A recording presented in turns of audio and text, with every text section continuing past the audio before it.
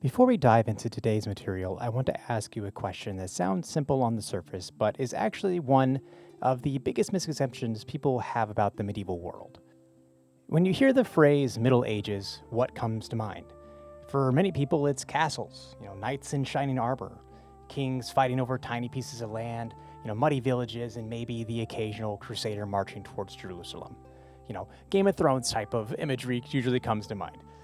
If we think about Africa during the same period, people often imagine, isolated tribes or disconnected kingdoms or a continent somehow waiting to become part of history. The problem is that almost none of these assumptions are actually accurate. The world between roughly 1000 and 1300 was incredibly connected. Not connected through airplanes, satellites, or the internet, of course, but something just as powerful for its time: communication, exchange, and encounters. Those three words are going to guide everything we discuss this week because they explain not only what happened, but why it happened. As societies became better at communicating, they became better at organizing themselves. As trade expanded, people expanded much more than goods. They exchanged ideas, technologies, religions, and ways of thinking. And whenever different cultures encountered one another, whether peacefully or violently, neither side remained entirely the same afterwards. So for today, we're really going to be focusing on challenging an old habit of studying history in isolated boxes. Europe wasn't developing independently from Africa. Africa wasn't isolated from the Islamic world, and the Islamic world wasn't separated from Asia. Instead, these regions formed overlapping networks of commerce, diplomacy, religion, and migration that stretched across thousands of miles. If you can keep that image in your head, as a giant web instead of separate civilizations, you'll better understand this week's material, much more deeply than simply memorizing the names of kingdoms and rulers. So let's begin. We're going to start this in sub-Saharan Africa. One of the greatest mistakes that historians used to make was treating African history as though it only began when Europeans arrived. Modern scholarship has completely dismantled that idea. Long before Europeans sailed around Africa or across the Atlantic, the continent contained thriving kingdoms, complex political systems, enormous trade routes, and vibrant intellectual traditions. Some of the richest rulers in human history lived there. Some of the world's busiest trade routes crossed its deserts. Some of its cities rivaled major urban centers elsewhere in the medieval world. To understand how these societies developed, however, we have to begin with something far less glamorous than kings or armies. We have to begin with farming. History often celebrates dramatic events. People remember great battles, famous rulers, spectacular monuments, but the greatest revolutions usually happen quietly, and agriculture is one of those revolutions. Centuries before our period, Bantu-speaking peoples had gradually migrated across much of Central, Eastern, and Southern Africa. They didn't conquer the continent in one massive invasion. Instead, they spread slowly over generations, bringing them knowledge of farming, cattle herding, and eventually ironworking. As communities settled new lands, forests became farmland, villages expanded, and populations increased. Now, here's something fascinating that illustrates how interconnected the medieval world already was. One of the biggest contributors to Africa's population growth wasn't even originally African. It was the banana.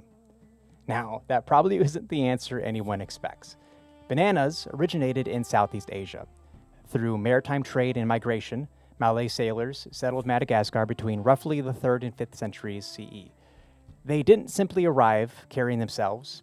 Instead, they carried crops, animals, language, and culture. Among those crops were bananas, which proved remarkably productive in African climates. Compared to many traditional grains, bananas produce reliable harvests with relatively little labor. They became an important nutritional supplement that supported larger populations and allowed Bantu people and their communities to continue expanding into new territories.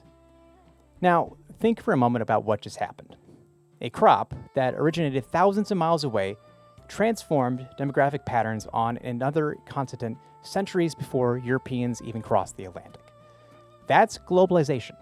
Not in the modern sense of globalization, certainly, but still globalization nonetheless. It's one of the reasons why our theme of communication, exchange, and encounters matters so much.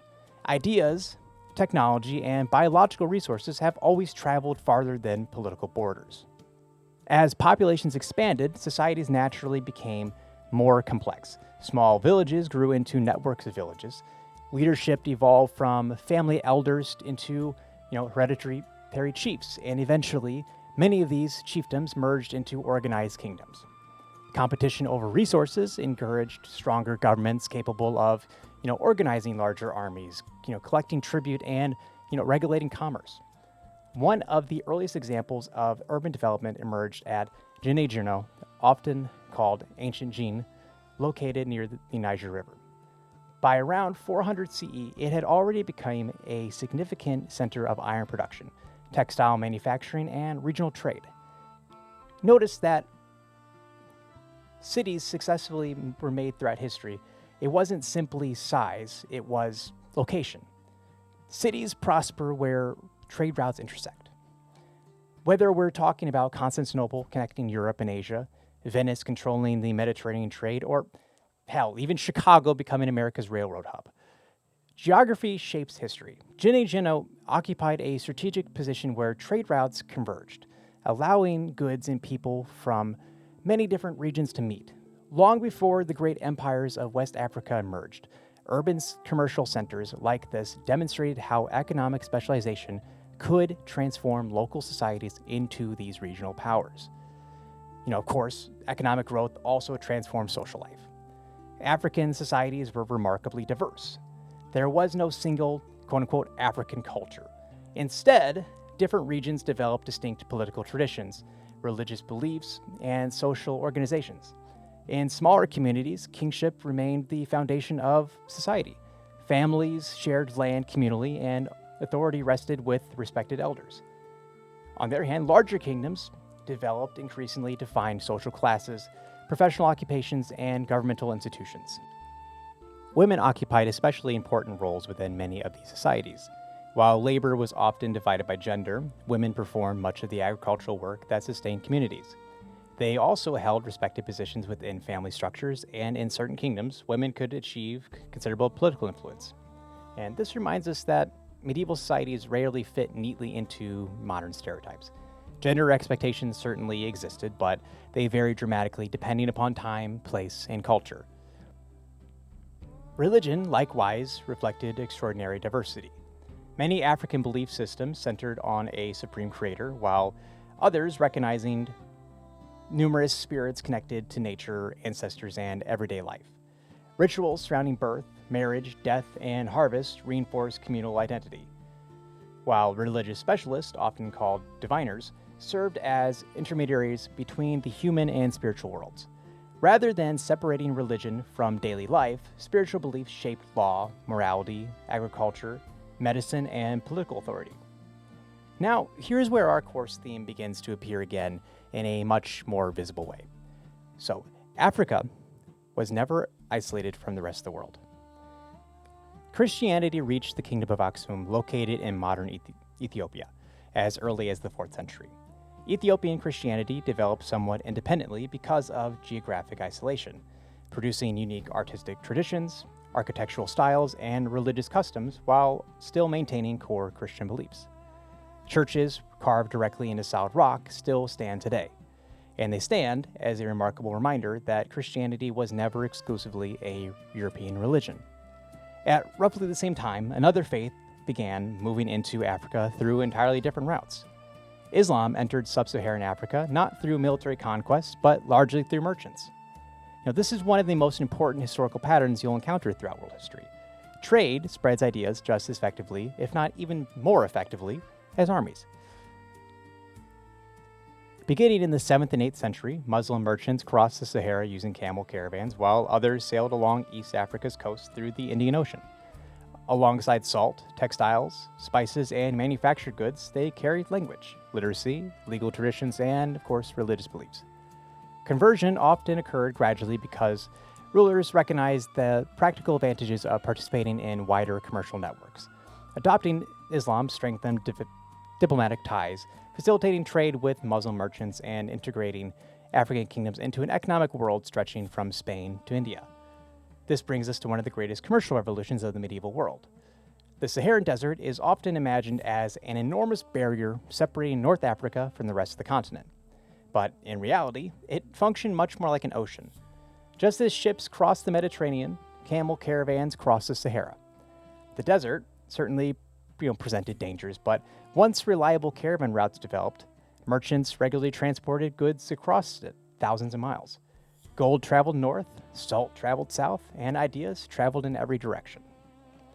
The camel, often called the ship of the desert, made these exchanges possible by carrying heavy loads through environments where wheeled vehicles simply could not operate effectively.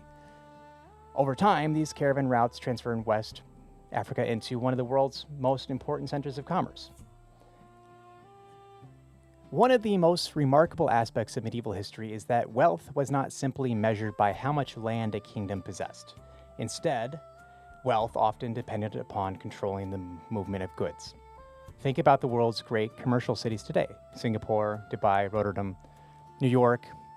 Their importance doesn't come from producing every single product themselves. Instead, their importance comes from sitting at the crossroads where that commerce flows. And that same principle applied 1,000 years ago. In West Africa, the crossroads of commerce stretched across the Sahara Desert. Gold from the forests of West Africa moved north towards the Mediterranean. As mentioned, salt from the Sahara moved south into agricultural regions where it was desperately needed for preserving foods and maintaining health. Ivory, copper, textiles, books, horses, and enslaved peoples all became part of the vast commercial network. Whoever controlled these routes controlled enormous wealth. The first of the great kingdoms to capitalize on this opportunity was the Kingdom of Ghana. Now, before we continue, let's clear up a common point of confusion. The medieval Kingdom of Ghana is not the same as the modern nation of Ghana. They occupy different geographic regions, and they are separated by centuries of history. Historians often have to make distinctions like this because modern political borders rarely, if ever, really align with the medieval ones. The Kingdom of Ghana rose to prominence because it occupied a strategic location between the gold-producing regions of the west and the caravan routes crossing the Sahara. Rather than mining all of the gold themselves, Ghana became wealthy by regulating trade. Merchants entering and leaving the kingdom paid taxes. Trade caravans required protection. Markets needed administration, and in other words, Ghana became rich because it served as a middleman. And this is important as a reminder that governments throughout history often grow powerful by controlling economic systems rather than producing goods directly. Medieval Ghana resembles later Venice controlling the Mediterranean commerce, or even nations that are more modern that dominate international shipping and finance. As Muslim merchants increasingly crossed the Sahara, another transformation occurred. The rulers of Ghana gradually adopted Islam. Now, this doesn't mean that everyone within the kingdom suddenly abandoned traditional religious beliefs, overnight. History is almost never works that way. Instead, rulers often recognize these practical advantages to conversion, as we mentioned previously. While Islam provided access to educated administrators who could read and write Arabic, that connection allowed them to further connect to powerful commerce partners throughout Northern Africa and the broader Islamic world. Diplomatic relationships then became easier, and with that, trade expanded. And yet, many local traditions remained alongside Islamic practices for generations. This blending of cultures is one of the recurring themes that you'll see throughout history, and I'm sure that you may have already thought back to some of the ones that we've already may have covered in this class. Religions rarely spread into empty cultural landscapes. Instead, they adapt. Christianity looked different in Ethiopia than it did in France. Islam developed differently in Mali than it did in Baghdad. Local customs, languages, and traditions continually shaped how universal religions were practiced. Eventually, however, Ghana's prosperity became its weakness. As the kingdom expanded, maintaining control became increasingly difficult. Internal challenges, combined with attacks from neighbors, weakened their royal authority. Trade routes shifted, rivals emerged, and by the 13th century, Ghana had largely disappeared as the dominant political force in West Africa. When one great power declines, usually another rises to replace it. In this case, that successor was the Mali Empire. The story of Mali begins with one of the great legendary figures of African history, Sunjata Keita. If you've ever studied King Arthur in Britain or Charlemagne in continental Europe, you'll immediately recognize the pattern surrounding Sunjata. Historical facts become intertwined with oral tradition, producing a story that is both history and legend. According to West African grids, professional storytellers whose responsibility was preserving history through oral performance, Sunjata overcame tremendous personal hardships before uniting rival peoples and founding the Mali Empire during the 13th century. Now, it's worth pausing here to appreciate the importance of oral history. Sometimes students mistakenly assume that if a society relied heavily on spoken traditions rather than written documents, that its history must somehow be less reliable, or in that case, it's less sophisticated. That could not be further from the truth. Every society develops methods of preserving memory. Medieval European monks copied manuscripts, Chinese scholars maintained imperial archives, and in West Africa, they memorized genealogies, political events, and royal histories with extraordinary precision, passing them from generation to generation. These traditions remain invaluable historical sources today, especially when combined with archaeology and written accounts from neighboring civilizations. Now, it was under Sunjata's leadership that Mali expanded rapidly. Military strength certainly played a role, but so did diplomacy. Sunjata formed alliances, secured trade routes, and brought neighboring territories under a centralized government. Soon, Mali controlled many of the same commercial networks that had previously enriched Ghana. Once again, the key to political power was controlling the movement of commerce rather than simply conquering territory. As Mali grew, cities like Timbuktu, Gao, Jin, and the imperial capital of Niani flourished. These weren't isolated desert outposts. They became cosmopolitan centers where merchants from North Africa, scholars from across the Islamic world, and local artisans and travelers could exchange ideas alongside goods. Markets bustled with activity, mosques rose above city skylines, and libraries accumulated manuscripts from across the Mediterranean and Middle East. This is another moment where Hollywood has unfortunately shaped popular imagination. When people picture medieval learning, they often imagine monasteries in Europe, carefully preserving knowledge while the rest of the world remained intellectually stagnant. Reality is far more interesting. During Europe's High Middle Ages, Timbuktu was becoming one of the great centers of Islamic scholarship. Students traveled along long distances to study theology, mathematics, astronomy, law, literature, and medicine. Thousands of handwritten manuscripts circulated throughout its libraries. The city demonstrates that intellectual history has always been global rather than exclusively European. And then we arrive at perhaps the most famous ruler in African history, Mansa Musa. You may have already heard of him. If you ask historians to name the wealthiest individual who has ever lived, Mansa Musa's name almost always enters the conversation. Now, why is that? Well, because he ruled one of the world's largest producers of gold at precisely the moment when gold served as the most valuable commodity in international commerce. Mali controlled production, taxation, and trade across much of West Africa, allowing Musa to command extraordinary resources. His reign is remembered above all for one remarkable event, the pilgrimage to Mecca. Every Muslim who is physically and financially able is encouraged to complete the Hajj at least once during their life. When Mansa Musa departed for Mecca in 1324, however, this wasn't simply a religious journey. This became an international event. Contemporary chroniclers describe enormous caravans consisting of thousands of attendants, soldiers, servants, and pack animals carrying unimaginable quantities of gold. Every stop along the journey became an opportunity for Musa to distribute gifts, support charitable causes, and demonstrate both personal devotion and imperial prosperity. Now, according to many of the contemporary accounts, he gave away so much gold in cities like Cairo that local markets experienced inflation. The increased supply temporarily reduced the value of gold, affecting regional economies for years afterwards. Whether every detail of that has been exaggerated over time or it's something historians continue to debate, But the broader point remains undeniable. Musa's pilgrimage introduced much of the Mediterranean and Middle Eastern world to the extraordinary wealth of West Africa. Now, I want you to think about that for a moment. I know we kind of went through it a little quickly, but I want you to think about that for a moment. Today, if a billionaire travels overseas, the story appears in the newspapers and on social media, probably tweeted about. In the 14th century, rulers, merchants, and scholars across Afro-Eurasia heard stories about this African emperor whose generosity seemed almost beyond belief. His reputation spread because people talked.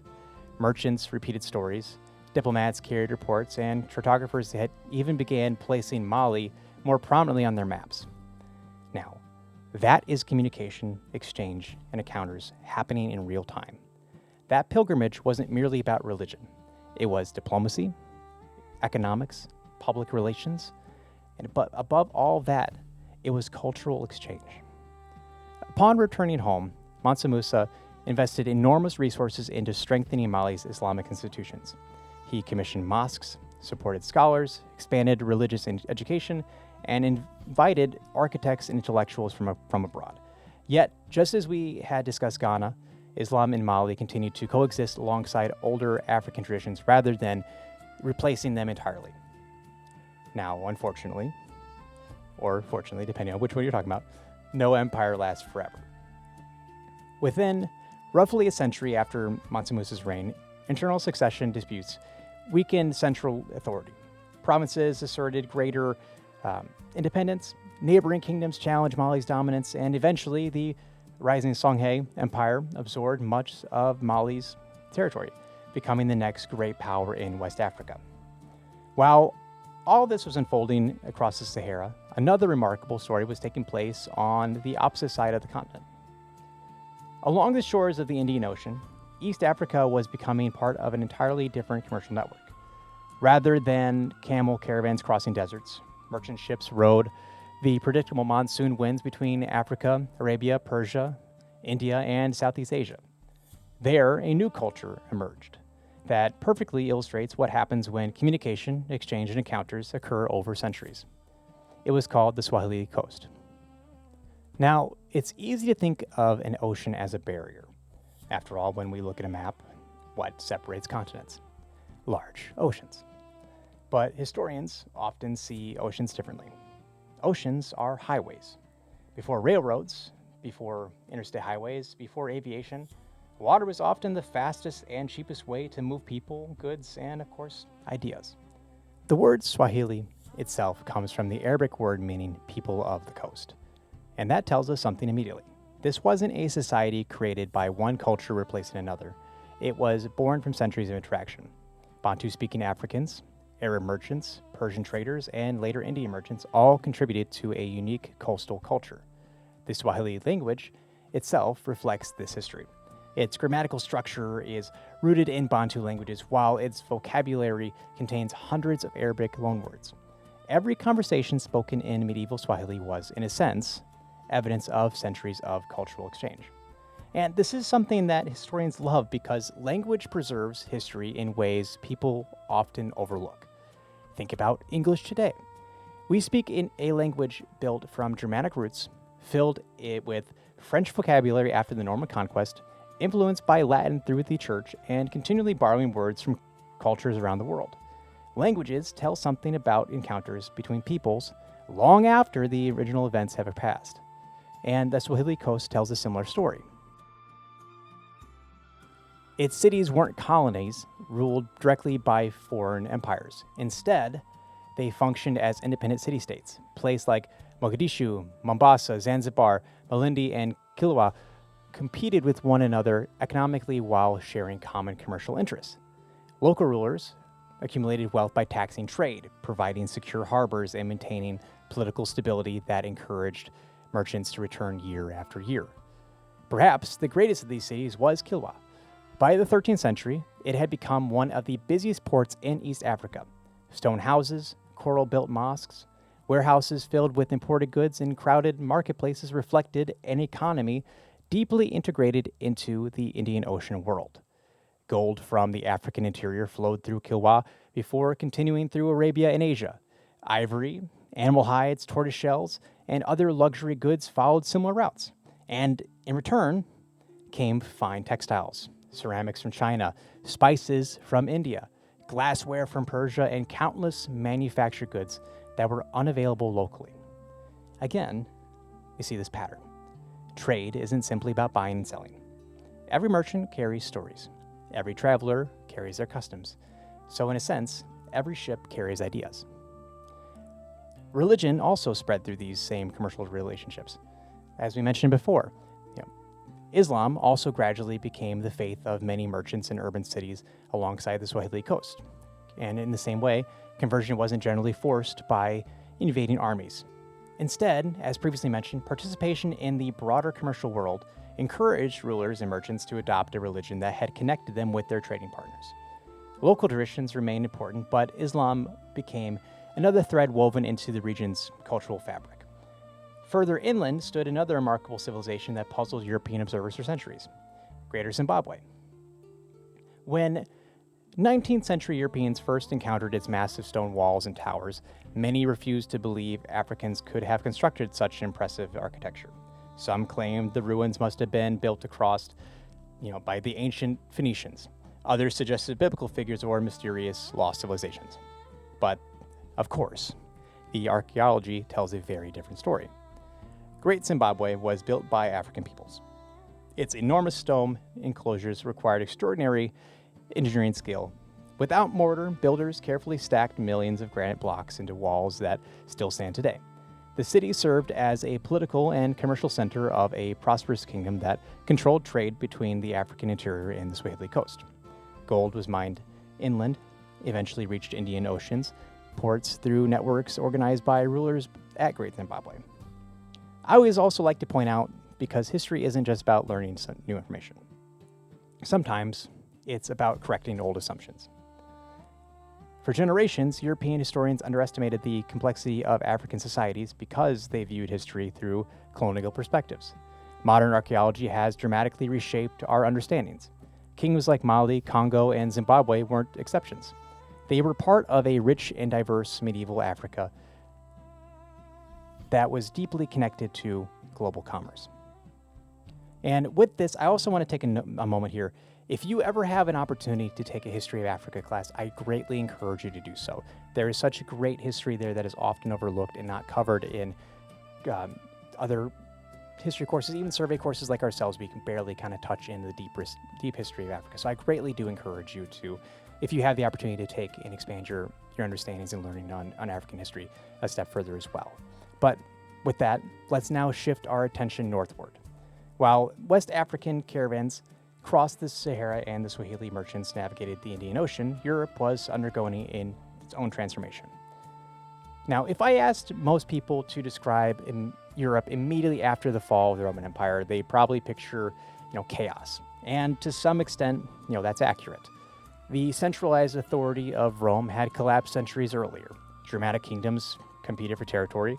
Viking raids devastated coastlines. Muslim armies expanded across Iberia, and Magyar horsemen swept across Central Europe.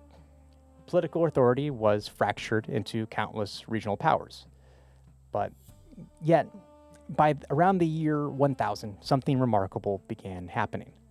Europe started growing again. Not because one empire reunited the continent, but because hundreds of smaller political units gradually became stronger. And this is one of the major themes of Chapter 19. Europe remained politically divided, but those divisions did not prevent development. In fact, competition between kingdoms often encouraged innovation and state building. Rather than restoring Rome, medieval Europe became what one historian called a political mosaic. In a sense, a patchwork of kingdoms, duchies, principalities, city-states, and church territories. One ruler who attempted to restore imperial unity was Otto I. During the 10th century, Otto consolidated power in what is now Germany and was crowned Holy Roman Emperor in 962. The title itself reflected enormous ambition. By accepting imperial coronation from the Pope, Otto hoped to revive the prestige of the ancient Roman empires while defending Christian Europe. Unfortunately for the emperors, reality proved much messier than symbolism. The Holy Roman Empire was enormous, stretching across much of Central Europe, but it lacked that centralized bureaucracy that it had sustained Rome centuries earlier. Local nobles remained tremendously independent. Powerful bishops controlled extensive territories, and the Pope himself often competed with emperors for authority. Now, this conflict reached its height during what historians called the investiture controversy. Now, that sounds like one of those intimidating history terms students often memorize and immediately forget, and may occasionally show up as a trivia question that they get right after their post-college years. But the underlying question is actually simple. Who gets to appoint bishops? That's it. Was it the emperor's responsibility because bishops governed lands within the empire? Or was it the Pope's responsibility because bishops were, of course, church officials? And the answer determined whether kings or popes possessed ultimate authority over Christian society. When Pope Gregory the VII challenged Emperor Henry IV over this issue, the resulting conflict shook medieval Europe. Henry was excommunicated. German nobles rebelled, and political instability followed. And this reminds us that medieval politics cannot be separated from religion. Today, many countries distinguish between religious and political authority, but in medieval Europe, those boundaries barely existed. Kings ruled by divine favor, popes crowned emperors, bishops collected taxes, and monasteries owned land. Political legitimacy and religious legitimacy constantly reinforced, or in most cases, actually undermined one another. Meanwhile, other European kingdoms developed along different paths. In France, the Capetian dynasty slowly expanded royal authority over generations. Rather than conquering Europe through spectacular military campaigns, French kings patiently strengthened institutions, built relationships with nobles, and gradually centralized power. And by the early 14th century, France possessed one of Europe's strongest monarchies. Across the English Channel, another pivotal event shaped history, and that was the Norman conquest of 1066. William, Duke of Normandy, better known as William the Conqueror, crossed the English Channel, defeated King Harold at the Battle of Hastings, and became King of England. Now, this simply wasn't a change of rulers, it transformed English society. French-speaking nobles became the new elite. Castles spread across the countryside, administrative reform strengthened royal governments, and even today, countless English legal and political institutions trace their origins to Norman rule. If you've ever wondered why English contains so many French words while remaining fundamentally Germanic, the Norman conquest is one major reason. Here again, communication, encounters, and cultural exchange. The story of Europe during the High Middle Ages is not one of isolation, but of adaptation. Political fragmentation gave rise to experimentation. Kingdoms learned from one another. Institutions evolved. Trade expanded, and populations increased. And beneath all these political changes lay an even more fundamental revolution. And it was one that had nothing to do with kings or battles. It began in the fields. In the next section of our lecture, we'll examine Europe's agricultural revolution, the explosive growth of medieval towns, and the rise of universities. And finally, the Crusades. These are all events that would permanently reshape Europe while connecting it more closely than ever before with Africa, the Islamic world, and Asia. If there's one lesson that ties together everything we've discussed so far, it is this. Civilizations rarely become more powerful through isolation. They become more powerful through connection. Sometimes those connections are peaceful, and sometimes they're built through commerce, diplomacy, scholarship, or religious exchange. Other times, they're forged through conquest and conflict. Either way, interaction changes everyone involved. And this is exactly what happened in medieval Europe after the year 1000. For centuries following the collapse of the Roman Empire, much of Europe had remained overwhelmingly rural. Most people lived in small villages, farmed enough to survive, and rarely traveled very far from where they were born. But beginning in the High Middle Ages, something remarkable happened. Europe experienced an agricultural revolution. Now, when we hear the word revolution, we often imagine something happening overnight. A dramatic event that changes everything in an instant. But agricultural revolutions don't work like that. They're slow, they're cumulative, and they're almost invisible while they're happening. Yet, they change history more profoundly than many wars ever could. As Europe's population slowly increased, communities began expanding the amount of land under cultivation. Forests were cleared, swamps drained, new fields appeared across the countryside, and at the same time, farmers adopted more productive techniques. Crop rotation improved soil fertility. New crops like beans replenished nutrients. Horses increasingly replaced oxen because improved horse collars and horseshoes allowed them to pull heavier loads more efficiently. Fish ponds, supplemental diets, and livestock became more productive. None of these innovations alone transformed Europe, but together they dramatically increased agricultural output. And whenever agriculture becomes more productive, history follows a more familiar pattern. Food increases, population increases, specialization increases, and cities grow. Between roughly 800 and 1300, Europe's population nearly tripled, growing from approximately 29 million people to nearly 80 million. That's one of the most significant demographic expansions in medieval history. More people meant more workers, more consumers, merchants, more craftsmen, and, of course, more opportunities for innovation. And this is an important reminder that demographic history often explains political history. Kings don't build prosperous kingdoms by themselves. Large populations support taxation. Taxation supports government. Government maintains roads, army, and infrastructure. With agricultural success, ultimately political success is more possible. As villages continued to expand, towns experienced an extraordinary revival. Europe has always possessed cities, but after the collapse of Rome, many had shrunk dramatically. Now, they began growing once again. Artisans specialized in particular crafts. Merchants organized long-distance commerce. Professionals like lawyers, physicians, and administrators became increasingly common. In a sense, economic life diversified beyond simple subsistence farming. Some of the most dynamic urban centers appeared in northern Italy. This is cities like Venice, Genoa, Florence, and Milan. They all occupied ideal positions on the Mediterranean for trade. Venetian merchants connected Europe with the Byzantine Empire, North Africa, and eventually their markets stretched as far as India and China. Genoesian merchants competed fiercely for commercial influence. Florence developed a center of banking and textile production that would later help finance the Renaissance. Farther north, another commercial network had emerged, and that was the Hanseatic League. Unlike a kingdom or empire, the Hanseatic League was an alliance of trading cities surrounding the Baltic and Northern Seas. German, Scandinavian, Polish, and Baltic merchants cooperated to protect trade routes, standardized commercial practices, and they helped reduce piracy. Together, they dominated commerce in grain, timber, fish, furs, and countless other products. Now, think for a moment about how remarkable that is. One network linked Venice to Constantinople and the Eastern Mediterranean, and another linked Hamburg to Scandinavia and the Baltic. Together, they helped transform Europe into an increasingly interconnected commercial economy. Now, notice how that's similar to other trade networks that we've already discussed in Africa. West Africa had caravan routes. East Africa had Indian Ocean shipping.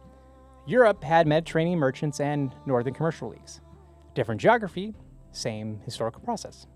Communication, exchange, and encounters. Trade also encouraged financial innovation.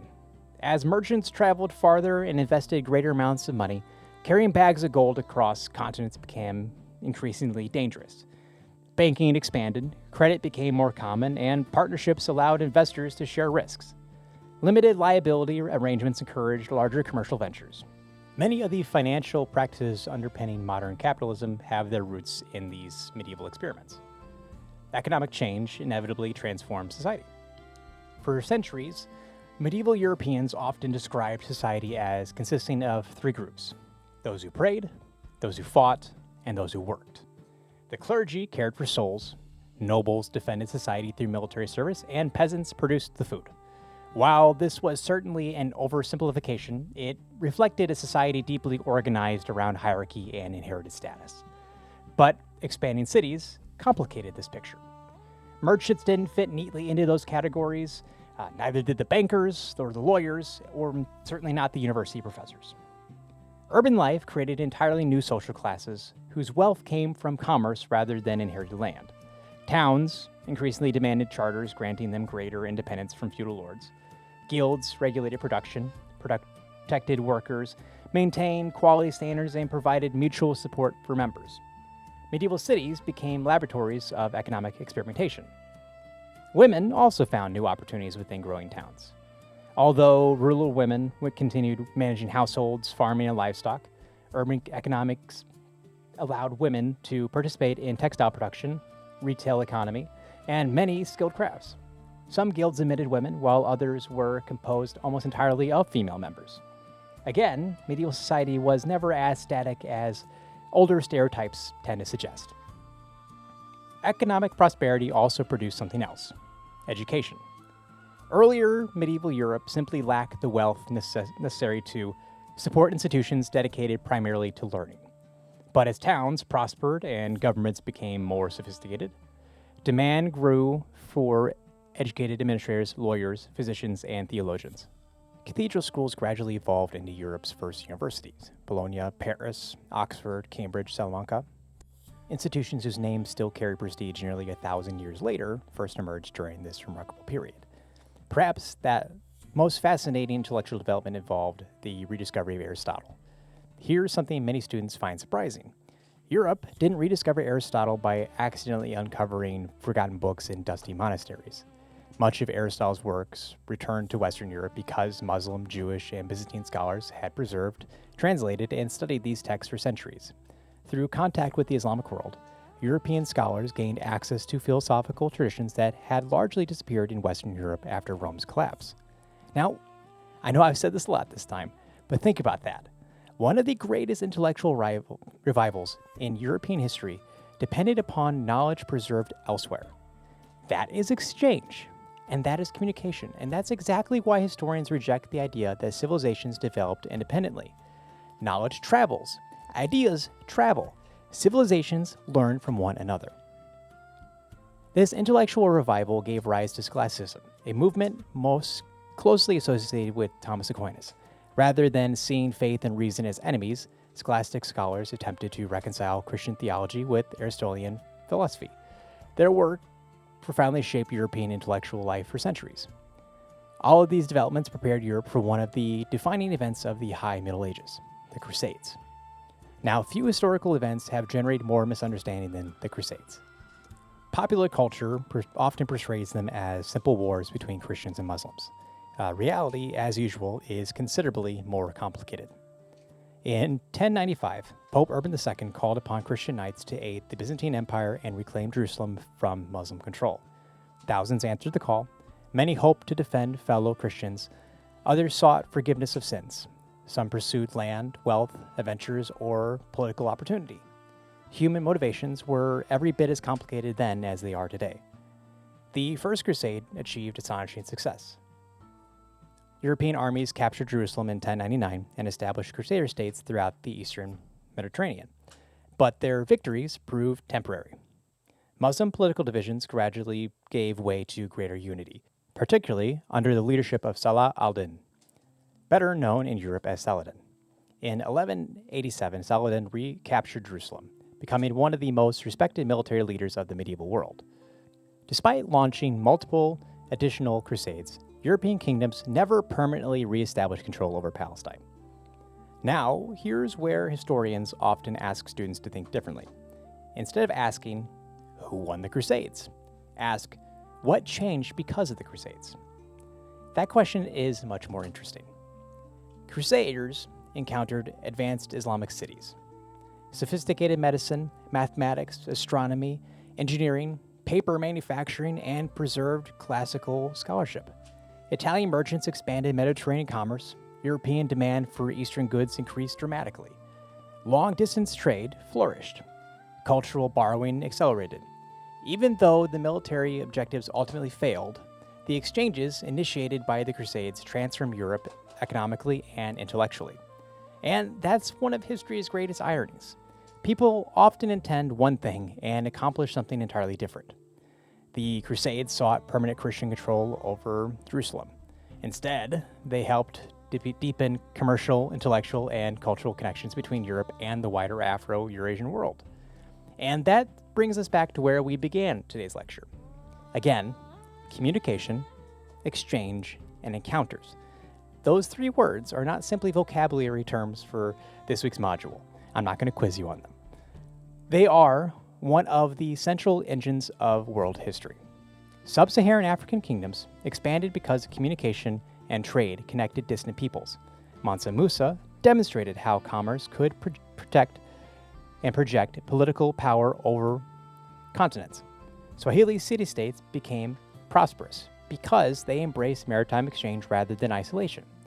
Europe's agricultural revolution created surpluses. These surpluses fueled urbanization, education, and economic growth. Universities flourished because scholars borrowed ideas from other civilizations. And as we mentioned, even the Crusades, despite their violence and tragedy, became vehicles through which knowledge, technology, and commerce crossed cultural boundaries. Now, if there's one idea I hope you carry away from this week's lecture, it's that the medieval world was never a collection of isolated civilizations developing independently. It was an interconnected world. Goods crossed deserts. Ships crossed oceans. Pilgrims crossed continents. Scholars crossed languages, and ideas crossed religion. And because people continued moving, communicating, trading, and encountering one another, the foundations were laid for an even more connected world. That world we'll continue exploring in the coming weeks, and then in the second half of this class in World History 2. But that world was a world of exploration, expanding empires, and eventually the truly global networks that defined the early modern era. As we've said before, history, after all, is not simply the story of civilizations.